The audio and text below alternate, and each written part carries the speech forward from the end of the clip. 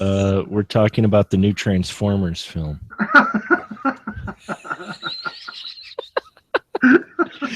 No, we are not. We could, but that'll be a 30-second conversation. Yeah, from my end, it'll just consist of like fart noises, and then I'll put the camera on just so you can see me do like the little jerk off motion. Hey, new Transformers movie out. Here's the new Transformers movie trailer, folks. Hope you've got that visual picture, and we are live here on the Spoiler Room tonight. It is another big 4-0 special. We are winding out the year here, and I've been kind of excited to finally get to this one. And tonight we're going to be talking about The Little Girl Who Lives Down the Lane, starring Jodie Foster and Sheen, who you've never seen him like this before. And tonight we've got a great cast here with us, a crew, to talk about this dark little picture. And first off, we have Mr. Cole Meredith is here tonight. Hello, Cole. How are you? Fantastic. Good evening. Thanks for having me on, man. Glad we could have you here. And next to him is the BFD himself. He is back, the one and only Glenn Bittner. How are you tonight, Glenn? I'm super. And next to him in his house, Scotty D is here. Hello, Scott. Hey, good to see you.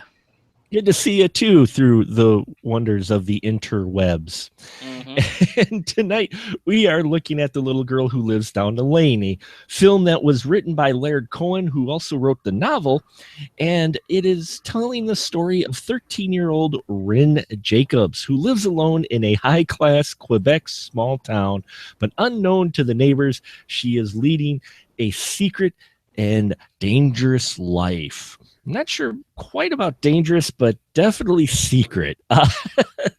Starring Miss Jodie Foster.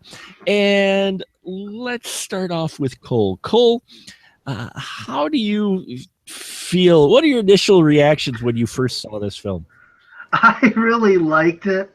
It's a weird blend of horror and mystery and adolescent rebellion, and there's a little bit of awkward sexuality in there, and a really perverse performance from Martin Sheen that's, high energy. Usually people play perverts low key, try to creep you out, and rightfully so, but this performance is high energy and it's pretty brutal. And you get a sense of what's underneath this guy, but you never get to look at it. Much like the rest of the film, I mean, you just get a sense of what's going on underneath. Just enough to really make you uneasy, but it's not a horror film. I like this movie because, like a lot of the best movies about adolescence, I kind of walk right along the line of horror, but don't quite cross it. Donnie Darko comes to mind, although those two films have nothing in common. But just, I think a lot of the best movies about adolescence really are the darker ones. And this certainly is one of those. I mean, the credits rolled like 20 minutes ago, and I'm reeling a little bit. Was this your first time watching it? It was, man. Okay. Yeah, I actually thought I had seen it a long time ago, but I had seen something else with a similar title. As soon as Jodie Foster showed up on the screen, I knew, wow, okay, I definitely never seen this, and that was great. I love knowing absolutely nothing about a film, and just, then Martin Sheen shows up, and holy cow, man. Yeah. What a wild film. We'll definitely get to those characters, but that's awesome that this was the first time you saw it tonight. So yeah, I would be interested in your take on some of the things in this film. Glenn, how about you? What were your initial reactions when you first watched this movie? When I first watched it, I didn't remember it. Sometime in college, but okay. I remember thinking that, yeah, Martin Sheen's a creep. You definitely look at him in a little bit of a different light after this role. Yeah, especially he plays creep really well. Well, he does. I'm not slamming his performance by any means, Oh. but it's just definitely one that it's not a role that you would picture him in all honesty, given his later pedigree. So yeah, he definitely creepy. Is it true, Mr. President, that you are a pedophile? In West, that would have been interesting to come up in West Wing. Oh wow. Okay, now I just wrote a whole episode about that. There we go.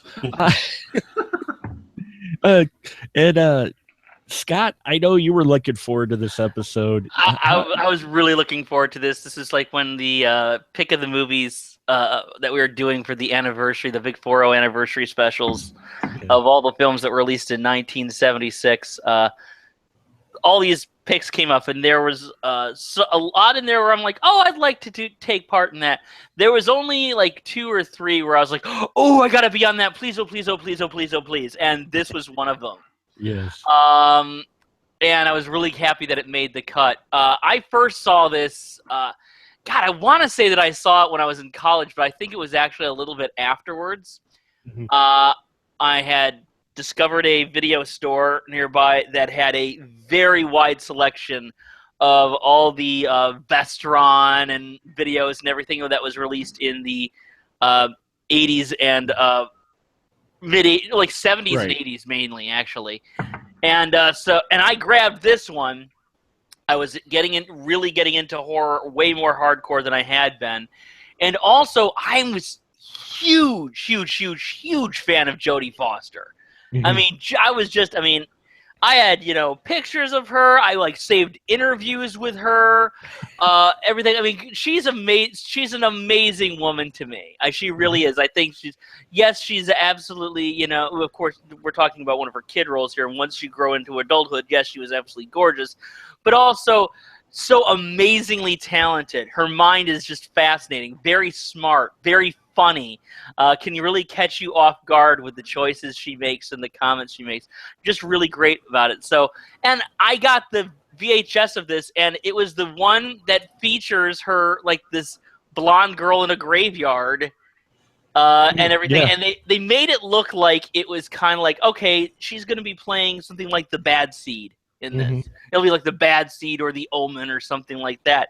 And the movie isn't like that at all. And I'm so thankful that it isn't, because it is so much more interesting than that. And I'm not sure the movie could get made now. I'm sure that conversation will come up. But I mean, it's just like one of those really fascinating roles to put a young person in. And she carries it. It's a really incredible movie.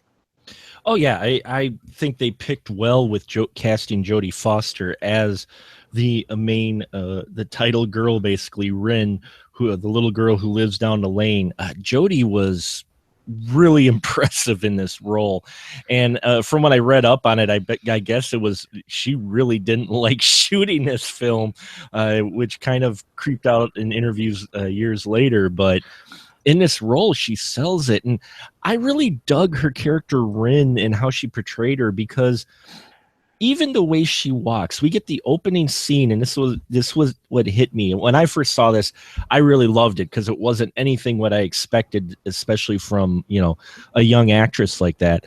But what got me was that opening where she's walking. And I was paying more attention this time for the show, and I realized that she didn't even walk like this may sound weird, but like a teenager, like a kid, if you will. Even the walk that she had seemed mature. I mean, she plays this character off very well. After when you see her walking down the bench after the initial creepy scene with Martin Sheen, but even in her delivery of her dialogue, everything, she pulls off mature. You forget at times, I think, that she is supposed to be 13, well, 14. She actually had her birthday during the shoot. And Jodie Foster is just amazing in this. But I like the Ren character because she seemed like almost more mature than many of the adults around her. Glenn, what was your take with the Ren character? I like her. I think she does an incredible job in this film. would you say her character, too, the way they wrote her, she was kind of more mature in some ways than the adults? Yeah, absolutely. I mean, she can definitely take care of herself. Yeah, I mean, because when creepy Martin Sheen shows up, she just immediately goes on the defensive. She knows this guy is not, not on the level, and she just immediately comes into defensive mode and puts him on his heels, literally and figuratively. Cole, what'd you think of the Ren character? I thought she was fantastic. Again, as you guys have mentioned, very mature, and you can tell that she's smarter than almost all of the adults in the film, if not all of them, actually, now that I think about it. But also, like a teenager, like a 13-year-old, makes completely horrible decisions. And as we find out near the end of the film, she's not capable of taking care of herself. At least that's what I read into it. Without her lover, without this true love that's kind of come in and balanced her off, and is helping her, sort of find her way through this, because she has kind of strayed from her path. I do think she's lonely, and it takes her meeting this boy who has a slight disability that he's overcome of his own to sort of realize that she's not complete and that she is scared. And like I was saying earlier, I mean, obviously teenagers shouldn't necessarily be, burying bodies and then having sex later on. But I think all of that is just a metaphor. I think it's all a metaphor for just this really touching story of a girl who's out there on her own. So yeah, I love, and Jodie Foster, of course, is perfect. Scott said it best. I mean, she's phenomenal actress. What's amazing in this film is that how would you?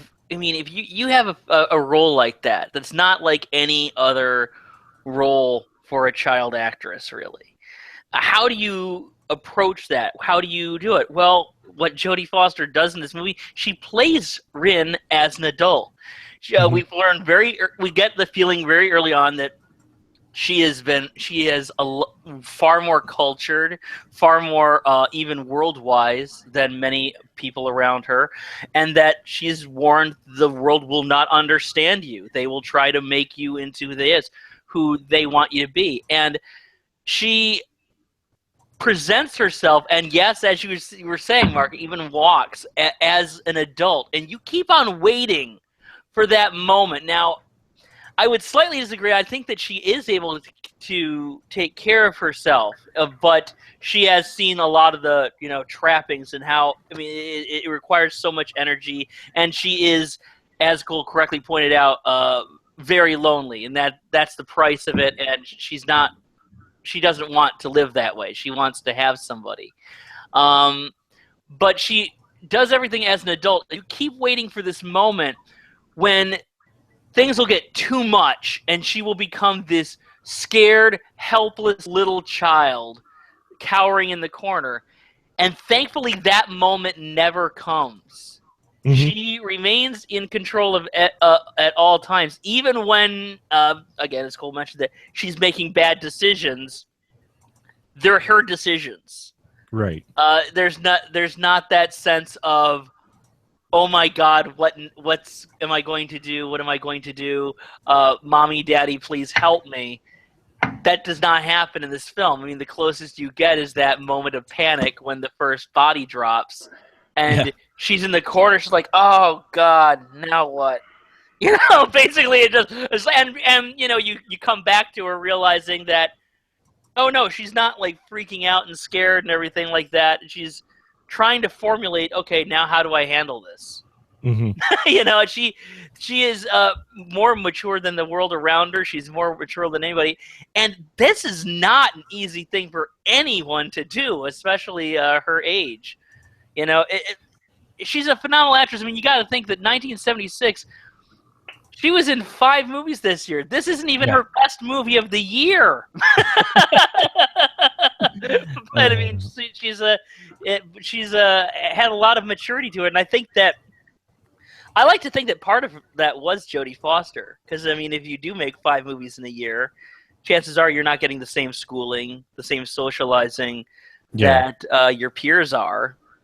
You're traveling the world, and especially to make the decision to go approach the part like this, it's obviously that she was already not thinking of like they're gonna say action, and I'm gonna flash my baby blue eyes and collect a paycheck.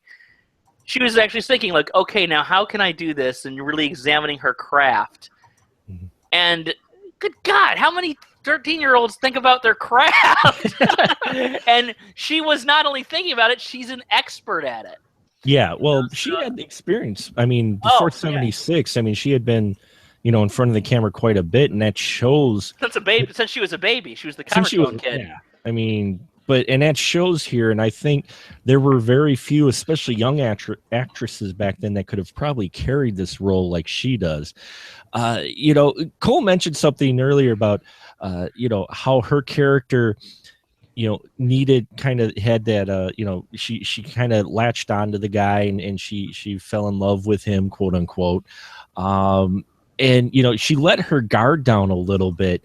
And for me, I looked at that almost as, infatuation was a weakness that kind of almost made her slip up a little bit. It felt like to me, her letting her guard down, but at the same time, she seemed to lose a little bit of that edge while she was with the young boy. But maybe my perception was off. Glenn, did you feel that way a bit, that maybe she may have weakened a little bit because of the infatuation that grew for the magician? I don't know if I'd say weakened. I mean, no, I don't think so. I mean, it's I think maybe relaxed a bit. Okay, well, maybe that's the vibe I got then. Yeah, that she was relaxed rather than tense, because when we first meet her, she is wound tight. Well, yeah. I mean, sorry, go with ahead. that nosy ass woman. Well, yeah. Oh, my jars. Well, that's what got me was the people. I mean, first off, you got Creeperson, the creepy man, Martin Sheen, showing up, Frank Hallett, who, man, he opened the door, and the entire audience knows exactly what type of guy he is. I don't know if it was the wild-eyed look he had or what, and she played that so well with her hard edge, but she seemed to have lost it. I thought maybe, but maybe it was just her relaxing, and we don't get to see her relaxed in the beginning, and maybe that's the change that I saw. Well, I think that that she does become more relaxed and everything like that, and around him, and that I'm sure that meeting Mario there, her love interest, was not in the father's plans, and right. would definitely be straying from the path. But and you could think of it as a weakness. I think it was just no. She was just kind of figuring things out. I don't think she necessarily got sloppy, because she was actually getting sloppy before he showed up. If you notice, it takes Mario to say, "Wait a minute," when she says, "Why didn't you put the keys in through the mail slot?" Why would she put her keys through her own mail slot? Right. I mean, he was the one pointing that out, and they weren't even involved yet. So I think it was just definitely unplanned, and might not have been smiled upon by her father. Sure. For her to have a relationship before she becomes 16, and can go out on her own, I suppose. But I think that it just it allowed her to look at things a little differently and gave her a new purpose. I don't think that it necessarily weakened her or caused her to be careless, as much as it shifted her focus and gave her a different purpose. Well, were they possibly leaning a little bit to that she did still, because of her age, need that guidance? I mean, she had her plan from her father, but as you said, Mario kind of gave her the guidance she hadn't thought about, because She was doing okay. She just, but like Cole said, you're a kid. You're not going to make the greatest decision. My God, adults don't make the greatest decisions in the world. I mean, especially in America.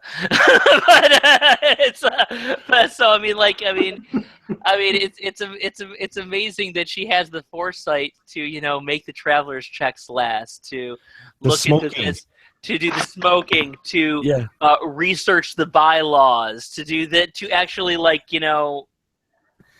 the subterfuge and the deception of her existence takes up so much energy. Yeah. And it's amazing that she has the foresight to keep up on it. That, she's going to slip up every now and then. This gives her somebody else to lean on to say, hey, wait, when she does make a careless mistake, Yeah, what got me is, like I said, with the introduction of her character, that first opening scene, what I enjoy a lot about this film is just how it starts. And again, okay, so may I have a little bit of a get off my lawn moment, but the way this film starts and opens, you get really, it plays a little bit, I think, off the audience expectation because the title of the movie. So we start off right away why she's alone. We don't get right away, and heck, we don't get for a while actually why she is actually alone, what's in the cellar, creepy stuff. I mean, they really take their time to reveal that. Cole, what did you think about how this film started? I mean, it basically started out with a lot of mystery around her character, but yes, also I think played off audience expectation of, she's going to be alone. We're just not going to tell you why right away. Absolutely, man. The opening of this film is phenomenal. It's one of those movies where 2 or 3 scenes in, I just knew I was in love with it. I'm finding myself leaning forward and turning up the volume every 5 minutes and getting really annoyed with my family when they're talking, and all the signs of a really good movie, man. But specifically, I mean, just the scenes with the adults. I mean, these adults are just attacking her. And maybe this is specific to my experience as an adolescent, but I remember being a teenager like it was yesterday. I hope to be like John Hughes, where I can carry those memories till late in life. Because I can remember just how big of pricks almost every single adult was. And I try to be the opposite, with every young person in my life, starting with my young actors, but with the little man in my life as well. But this is, obviously these are exaggerated characters in a horror mystery thriller. But it rang true. It rang true, and it sucked me in, especially with what's the older woman's name? The character. Where are my notes? Mrs. Hallett. Yeah, I mean, she was basically just offended because Jodie Foster's character was a strong young person and wasn't falling into line, and just because of that, she seemed like she was just going to dig and probe and just cause a fuss and a stink. I thought the opening of this film, the first 20 minutes or, the first couple scenes are just phenomenal. That Martin Sheen scene, man, should be studied. I'm going to study it. I love it, man. Really good stuff. Because that's a hell of a way to start this movie. I mean, she's alone, and within 3 minutes, we got a pedo on the doorstep. I mean, it does not waste any time to show, what danger, but it also does an excellent job of showing how her character thinks on her feet most of the time. Glenn, what'd you think about how it opened, where we really don't get a lot of explanation about anything, but we see how she goes basically toe to toe with 2 different adults in this movie? I think it was a great way to open it. I mean, you're given an insight to her like immediately of that, that she's not your typical 13-year-old, idiot kid. Right.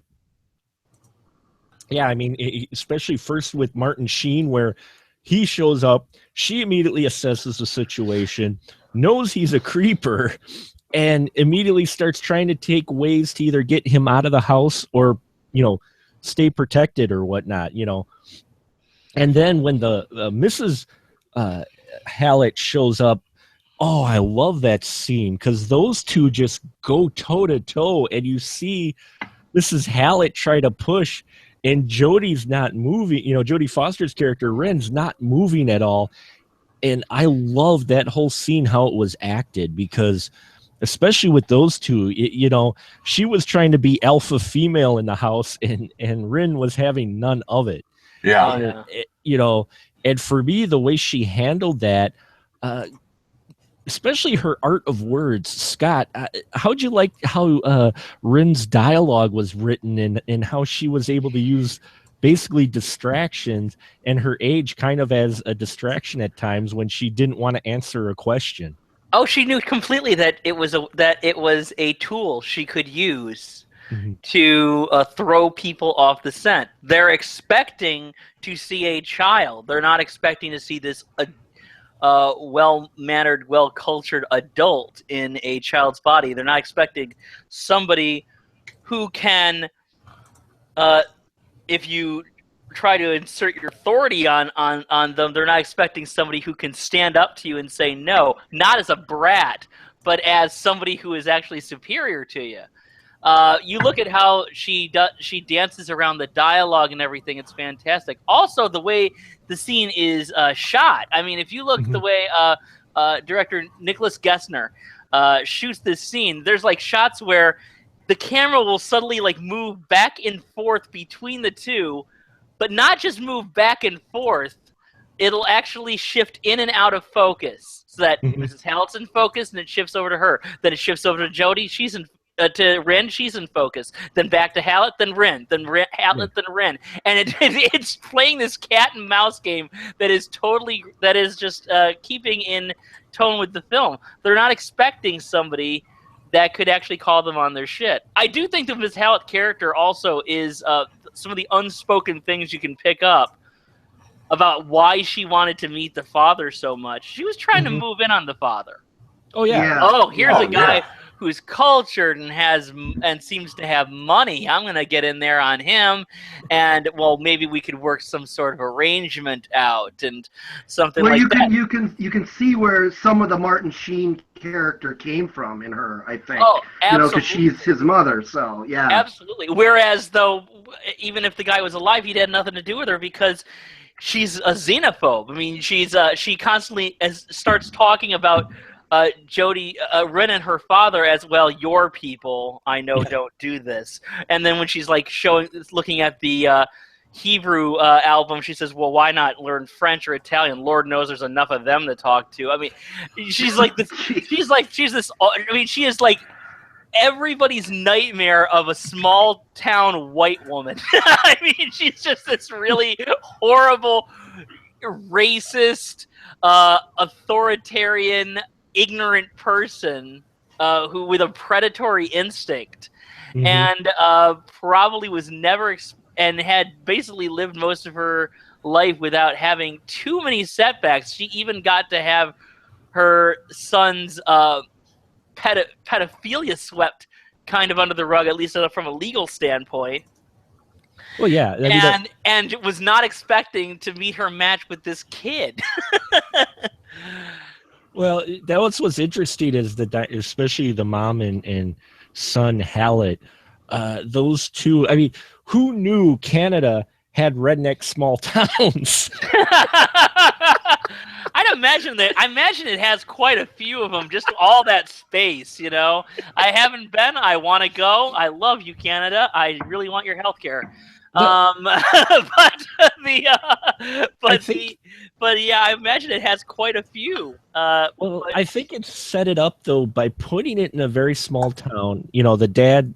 We get explanation later through exposition as Ren confesses to Mario the magician pretty much everything because she's been holding it in just way too long, I think. But we get that explanation. But I think by having them European, it helped explain the attitude of the small town towards her and what would have been, you know, her father, because they are worldly and he is an author. And here he comes to real small town Quebec, Canada / America.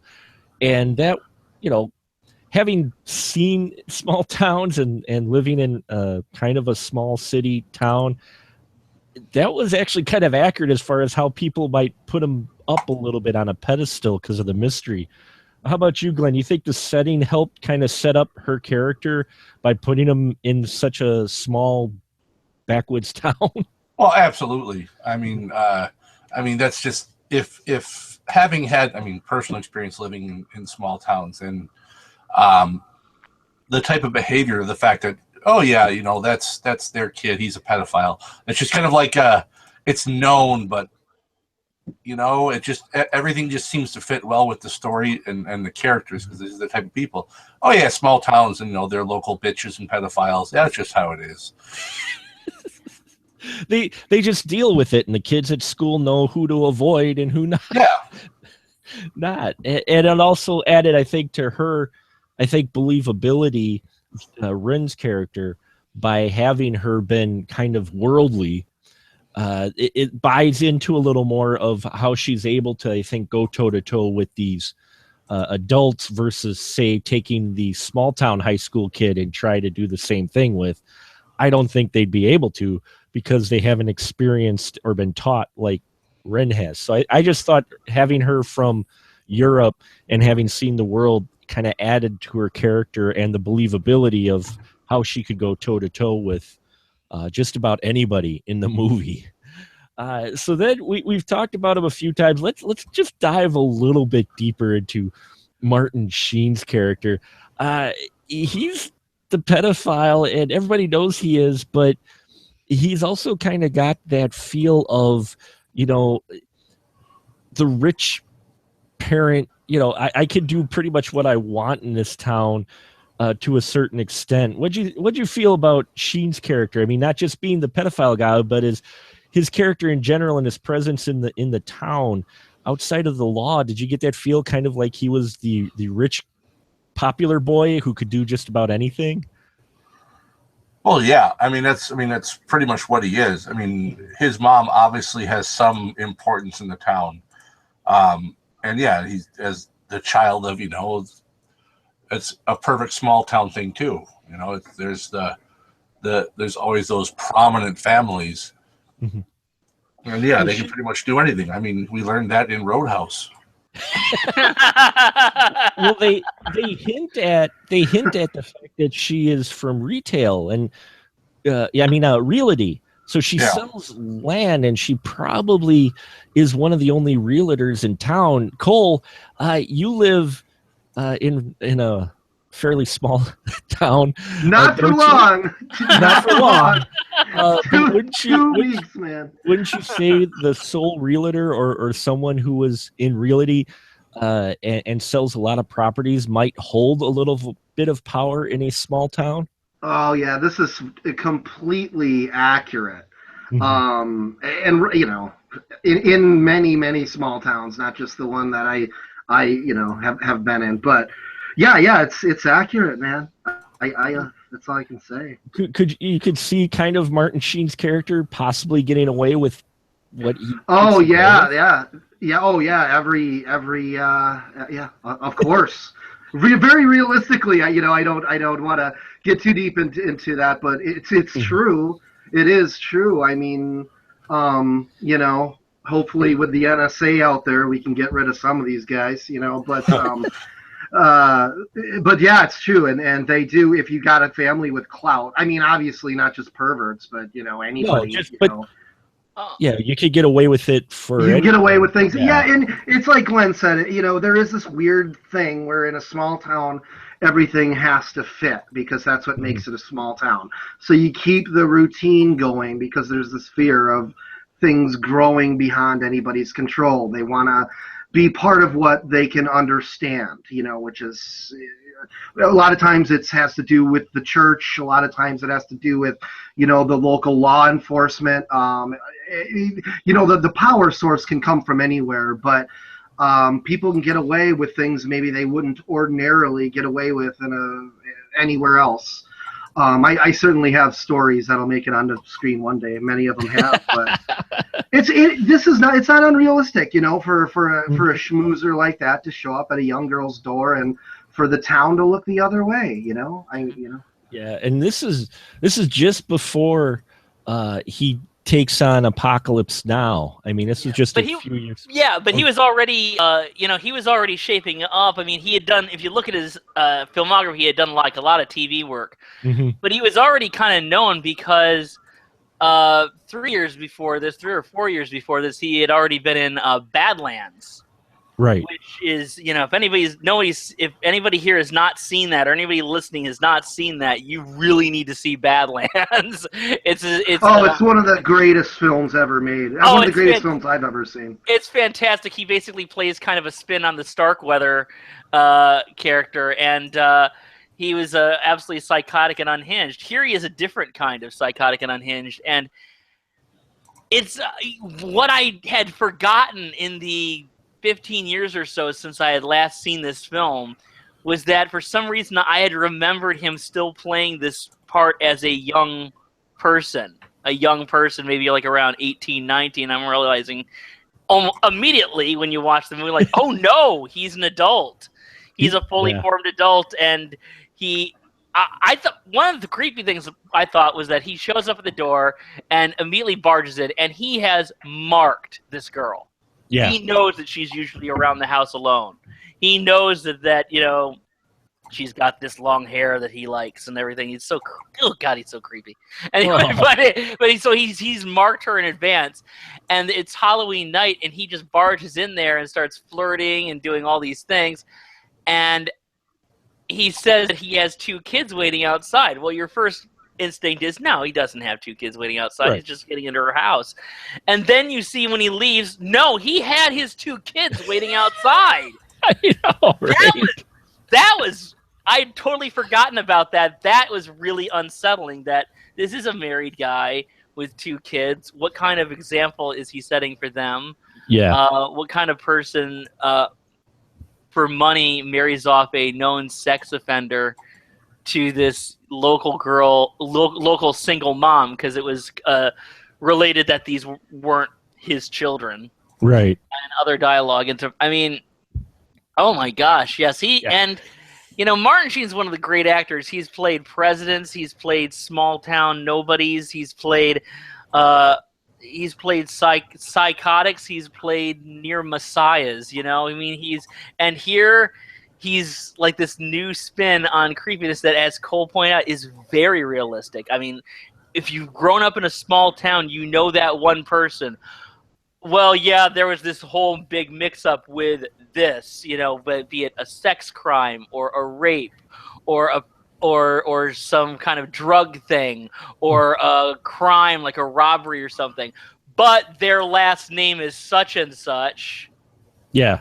So they got away with it, and that happens all the time, in these small towns. And as Cole rightly pointed out, it was extremely, the way it handled all these people was very realistic. A film, again, someone who I know Cole and I like, and I think everybody here we all like, are the films of Wes Craven. Yeah, and a recurring theme, like in Nightmare on Elm Street, in the Nightmare on Elm Street movie. The first one especially, and also in the compromised film he did afterwards, Deadly Friend, was was the cruelty of adults and everything like that. Occasionally in those movies, the cruelty and the just pig-headedness of these adults are exaggerated to get the point across. Mm-hmm. Here, they really don't seem exaggerated at all. It seems completely plausible, as predatory and as mean-spirited as they are. You're like, no, I can see her having to face this. Yes. Absolutely. Of course, not everybody in town is horrible. We do have the cop. No. Yes, he's a nice guy. we have the Italian cop who's the uncle of her boyfriend, I believe he is. And I liked his character quite a bit. In fact, I think this was his, because he was a musician. Isn't he the musician as well? Yeah, that's what I'm trying to look up here, because what was his thing? Oh yeah, he wrote. He was one of a songwriting duo.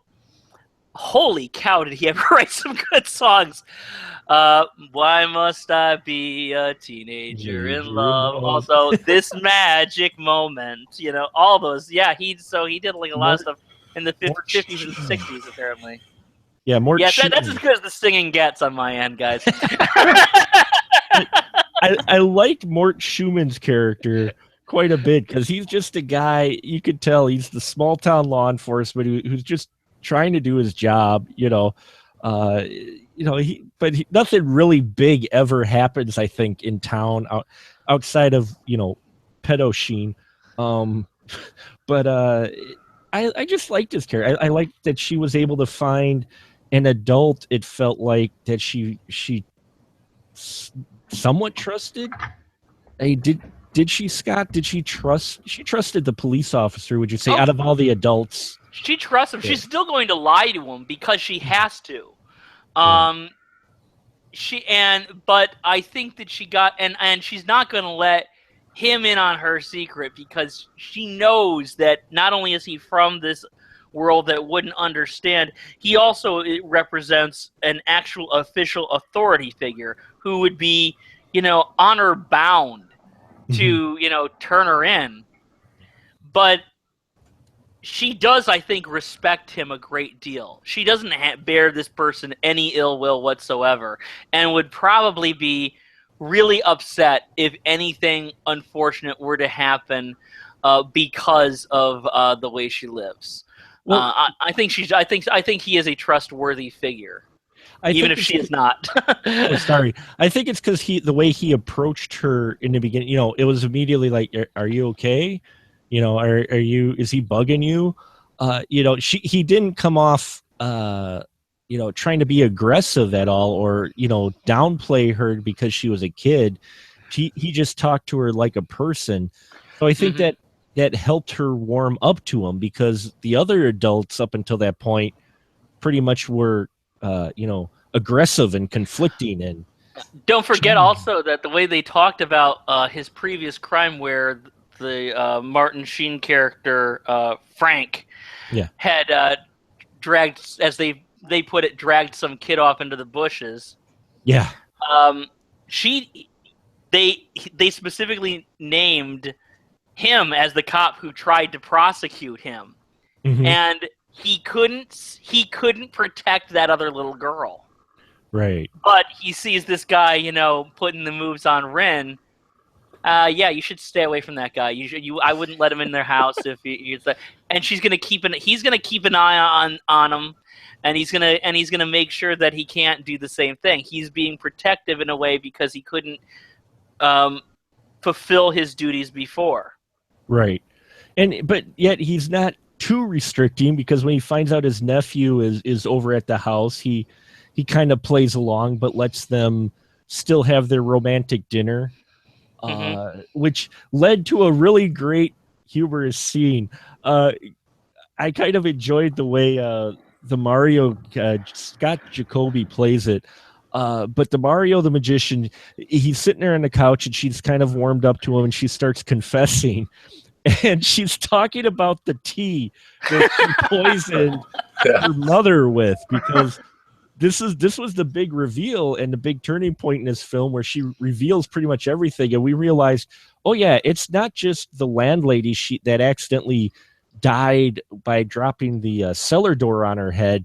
No, her mom's laying down there dead as well because she killed her by poisoning the tea, and she's telling Mario this as he's drinking tea. Glenn, how'd you like that scene at all? I thought that added a nice little bit of humor to what was up until that point kind of a dark film. It was still a dark film, but it definitely adds some humor, and I think in darker film like this, you need at least a little bit of that to lighten it a bit to make it where you're uncomfortable watching it, but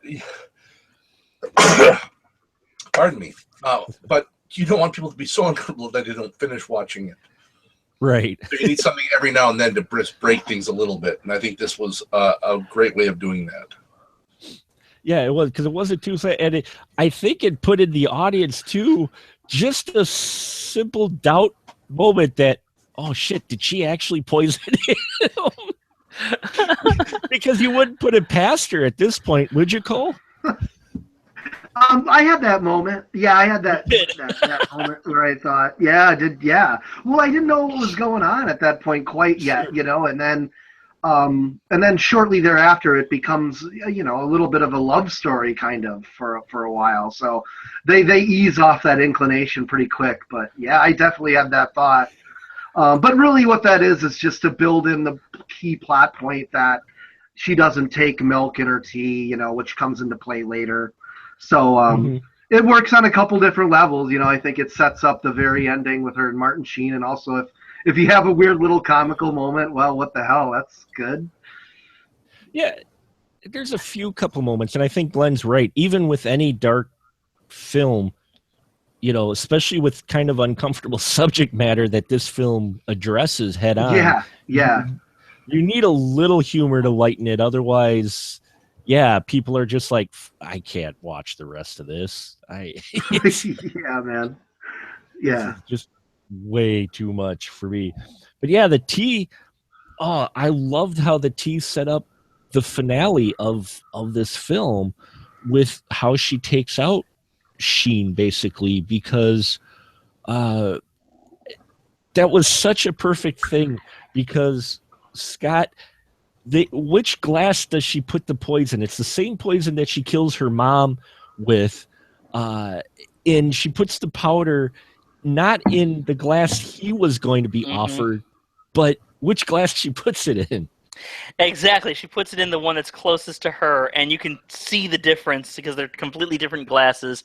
I was paying very close attention to that. As Cole just mentioned, she doesn't take the milk in her tea, so that should have been a giveaway. But there's that moment because she thinks she's cornered, and she thinks she's going to have to. And there's this.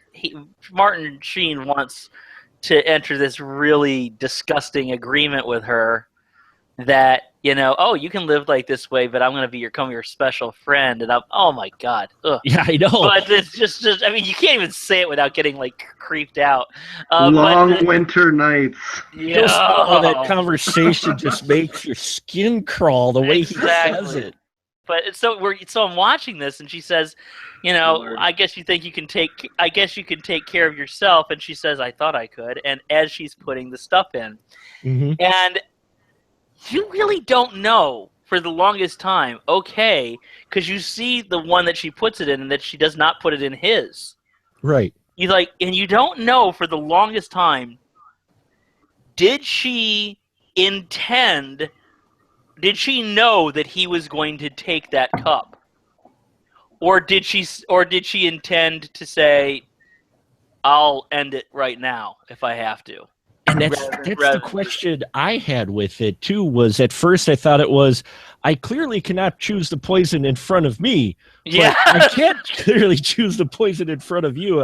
That popped into my head too for a moment when that happened, but it made me think that, is she actually going to off herself so she can get out of this situation? And then, oh no, this is a moment where she figures he's going to take it. So that is still a question that you don't quite have answered, because either one, I think, seems plausible. And I think she would have been prepared to do either. I just don't know. I just don't know which, if she knew he was going to take it. But as Cole mentioned, the milk is kind of a giveaway. Well, she does put some milk in her tea. She does put some milk in both, but the reason he takes hers is because she put more milk in his tea.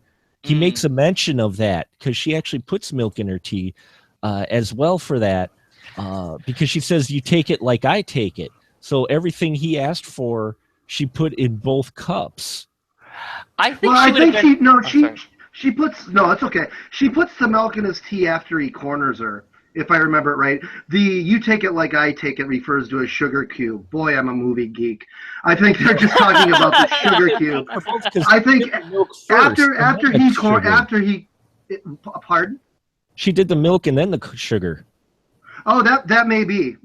I seem to remember him saying, yours has milk in it, and then she reaches over and puts one in the glass, and he still says, no, I want yours. But maybe I'm misremembering it, I've only seen it once. The way I read it was she first had put the milk in, but his comment while I was listening, and I may have heard it wrong, but was that you had put more milk in mine than yours, and that's why he took hers, because he thought she was giving him a dose of medicine. Let's ask Glenn. Glenn, I think it was because he wanted actually to take something from her. Oh, that could be. Because he's that much of a creep. Yeah. So, Glenn, do you think she was doing it because she may have wanted to take it herself as a last resort, or do you think she knew? Oh, she knew it. She knew exactly what she was doing. Mm-hmm. Exactly. Yeah. No, the second I saw her poison it and have her teacup, I'm like, oh yeah, he's going to switch it. She knows that he's going to try to switch it. Yeah. No, she knew exactly what she was doing. Because also the way she took the cups, the other cup that she gave him was the lesser of the two cups. It wasn't as ornate. Maybe there's just a little bit in that as well, that he wanted the bigger cup. Or like Scott said and Cole alluded to, that maybe it's because it was hers and he wanted to take something away from her. In any case, so you think, Glenn, too, though, that she all along knew he was just going to take hers. Because he thought he was outsmarting her as well, I think, in case she did poison him. Yeah. And then at the end, that end credit sequence, she doesn't end like a regular film either, really, because we don't get to see Sheen die, but we hear him, and she turns and looks at him, and the credits start roll. I don't think she blinks. It stays on her. It stays on her face. It stays on her face the whole time as she's processing everything that's happened, everything that is happening in front of her, and everything that's going to happen. And the way she processes it, the ways that it's acting you cannot teach. Yeah. I mean, she is. I mean, it is just it's just the mark of a miraculous talent, really. It is, and she doesn't blink, and she's staring the whole time through the credits, and I think that added just a little bit to her character, because you're just like, oh, there's the girl we saw at the beginning of the film, right there. You know, even after everything and with the love that she's felt, that girl is still there, and she just offed the pedo guy. And I loved how that film ended. Glenn, what about you? Did you like how this film ended with her staring, and it was live action? It wasn't like a freeze frame like we would get back then. Oh yeah, it was a great. I love that. Her staring out like that it's so perfect for her character. Because there is, I think partly because I think there's no matter, even now that she has pneumonia boy in her life, there's an emptiness to her. Mm-hmm.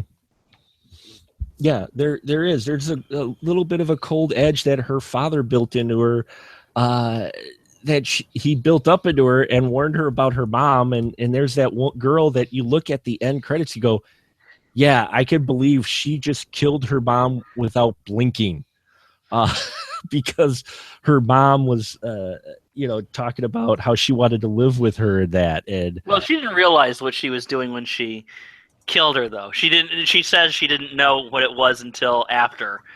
Well, but it's still. But still, she's not exactly broken up by the whole deal either. She's just. and I'm not sure about that. If for me, I don't know if she with her mom, if she did truly not know, or if she kind of suspected, but did anyway. It's like one of those things where she could have played it off with Mario, so she doesn't completely scare him away by saying, oh yeah, I poisoned my mom. Yeah, no, I just straight up killed her. Maybe she was playing it off a little that, oh no, I didn't know the powder was gonna kill her. But yeah, I love the credit sequence and this whole film, and it was rated PG. Mm-hmm. Which is impressive because there is a rather uncomfortable nude scene in here, which we've run into a number of times now in 1976 with characters that were underage. Different times, that's for sure. But I like it was interesting on the trivia because apparently Jodie Foster fought not to be the scene. So they put her 21-year-old sister in because I guess she wore her wig anyway, so they just put the wig on her sister. But I thought that scene was just like, yep, you're watching a 1976 film. Scott, what about you? Did you feel it was like that? Didn't really need that? Oh, I think it was fine that they put it in because I do think. Now, there's still a question. I thought that the IMDb trivia section, for instance, was a little unreliable in saying whether she likes the movie as it stands or not. It says, she mentioned a movie, and you can kind of think that it's this one. Sure. I think that's a little. What it can't be denied is that, yeah, they had to do this, and she fought against this, and she doesn't feel good about this sequence, and I can see that. I think that there's probably somebody on the production team, and I don't know who it was. I will not, slander anybody by, guessing. But there was somebody on the production side who sounds like they're kind of like Martin Sheen's character, and wanted to see more flesh on these underage characters. It's uncomfortable to watch. I think it says something that it's more uncomfortable for us to watch somebody disrobing, a young girl disrobing, than it is watching a young girl kill people. But it's true. It's because we're pretty sure that our sons and daughters aren't going to be killing people, God willing, but that they might be getting up to this. It is their age, and you just hope everybody makes the right decisions. And it's very uncomfortable to watch this because you don't want to think about sexuality with, people this young. However, I think it was handled, very well and very tastefully, so I didn't have a problem with it. Let's not forget that. Let's look at the other films, and I'm not saying that she was like a magnet for roles like this. Because she totally wasn't. She's done everything. I mean, one of the movies she did in 1976 was a Freaky Friday. Another one was a family drama about a terminally ill child. Yeah, another one was Bugsy Malone, where she basically played what was supposed to be a hooker. And then there was Taxi Driver, which she totally did play a hooker. Mm-hmm. And even Jodie Foster if you can find on YouTube or something, at an award ceremony for to honor Martin Scorsese, tells a funny story about how Martin Scorsese and Robert De Niro were too terrified and timid to tell her what to do in the scene where she's trying to seduce Travis Bickle in that scene, and she was the one who's saying okay, so you want me to just go on and do this? Well, yes, but okay, well, do you want me to do that right now? No. It's like this very funny speech she gives, but that is, of course, the showing that it's a horrible transaction in that scene, right? It's not really about sex. No, it's about ownership. It's about degradation. This is actually about love. It's still extremely uncomfortable to watch. Don't get me wrong. I do think it was handled tastefully, and I think especially with the stories about the producer or somebody on the staff or whatever being as pervy and disgusting as they were, it's miraculous that it came off as well as it did in being true to the character. Right. But yeah, I mean, we're not used to seeing, and it's good that we're not used to seeing this, that we're not used to seeing young people sexualized in that way. Well, it is something we don't want. We don't want people that young to be doing it. They are. Mm-hmm. Not a lot of them. I mean, most people I know waited a few years at least, but but I mean, they are definitely having those feelings at that time, and I think it's kind of disconcerting to see them put into action. However, I think it was true to this character, and I think it's good that it was as tastefully done as it was. I felt like it felt a little out of place, though. I mean, I know what they were trying to go for. They're playing their conversation off as they're talking, but they handle it better in the beginning when he's cold and she decides to warm him, and she asks if you've ever done it before, and he goes, "Oh yeah, hundreds of times," like her answer with the, smoking pot. And then we cut away to them where he's leaving, and she's kind of in a robe type thing, and it's kind of a little more of the old school. The camera pans away as they kiss on the bed, sort of thing, and then you see the next day, and then we get this scene in there. And I guess for me, I felt like it wasn't needed to get the point across. They might have been able to do it with the other, just leave it at the other way and just leave it where it was. And the audience, maybe they would have known, maybe they would have thought, well, they maybe didn't really do it. They maybe just fell asleep in the other's arms. But, they did it the way they did it. And as I said, it's extremely uncomfortable, but it's more tastefully done than you would expect. Yeah. And let's face it, that she being somebody who is as cultured as she is, she knows that when people are in love, this is something people do when they're in love. Right. Yeah. I guess for me, I just felt like it the way the rest of the film had been done, I guess for me, it was just a little bit more blatant than I needed, because everything else was done a little bit more subtly with some things, for me. But it wasn't just the uncomfortable part of it. It was just, I was like, oh, we're going that far. They could have easily had her turn the lights off and crawl in the bed with him, and you get the point. I just didn't think the nudity was in there, but it's European, right? Yeah, and I like their conversation. I like their conversation, because it kind of shows that it's the difference between love and sex, and is that he's talking about, oh yeah, I mean the football team, it's like almost all they talk about, and then he looks at her and says, but I'm not going to talk about it. I'm not going to tell anybody about this. This is just for us, which I thought was kind of nice. But as I said, yes, very extremely uncomfortable. What about you, Cole? You think that somebody else chime in on this subject, please. Cole or Glenn, did you feel that scene maybe just they didn't need to go that far with it? I mean, I know it's 76, but still. Cole, what do you think? Well, I think, it's obvious.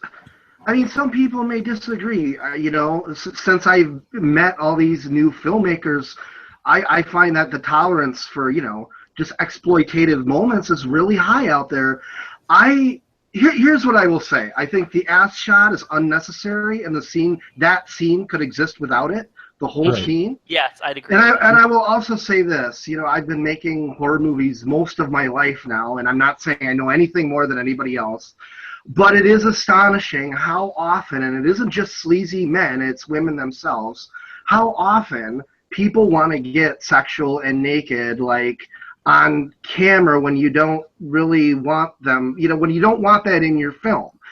And then when you need it in your film, of course, the well is dry. It just seems to be the way it works. But there is this push, and I can see Jodie Foster getting entirely pissed off, because there's always this push, like, you need tits in your film. And no, I don't, dude. Fine, make a movie and have all the tits you want in it. I'm making my movie with my heart and my brain, and, maybe if a boob falls out, in the moment, fine.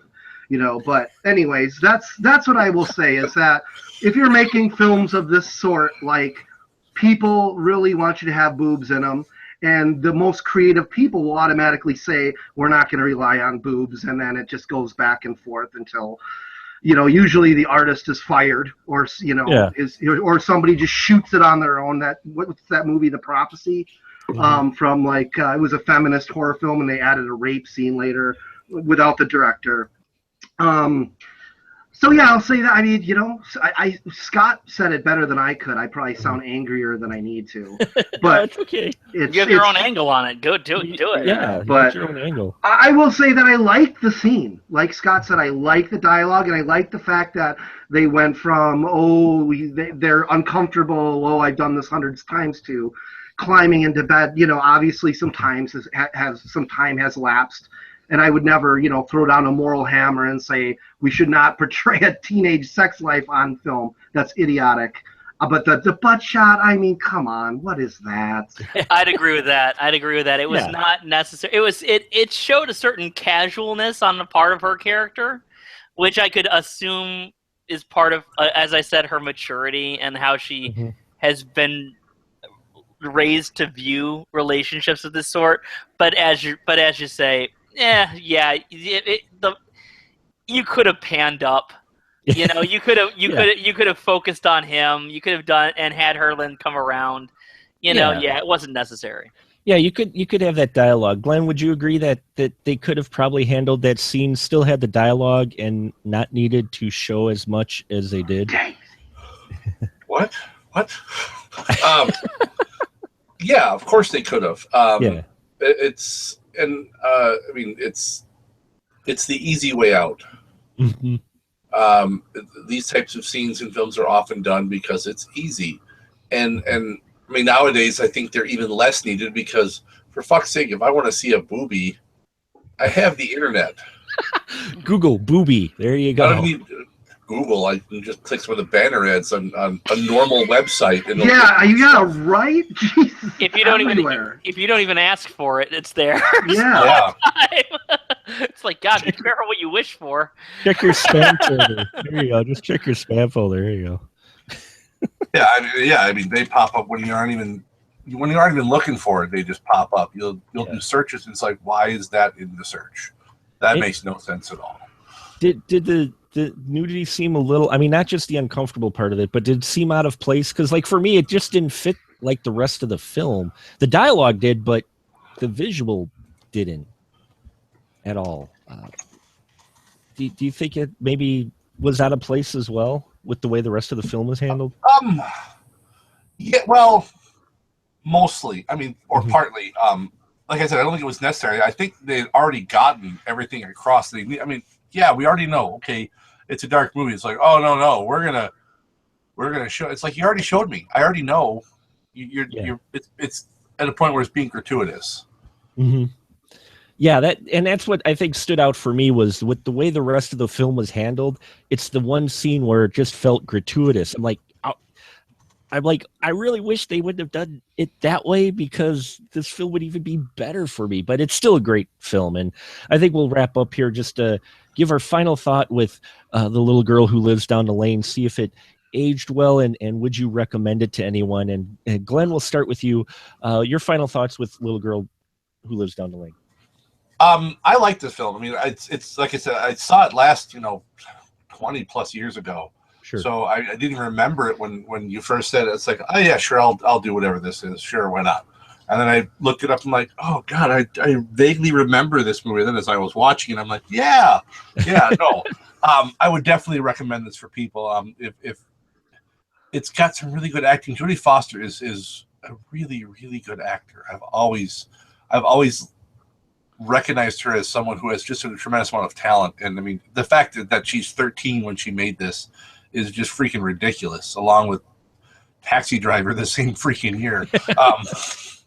So yeah, definitely. I mean, this is definitely one worth checking out. I mean, it is not going to be for everyone because, first of all, a lot of people just have problems with anything made pre-2012 or whatever. It's that's an old person. That's an old person movie. That's an old person movie.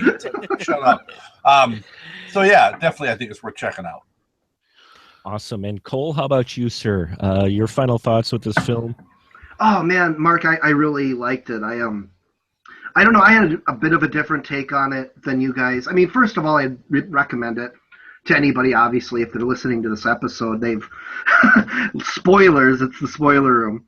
But are you guys still there? Yeah, we're here. Oh, sorry, man. My computer cut out for a minute. I'm so sorry.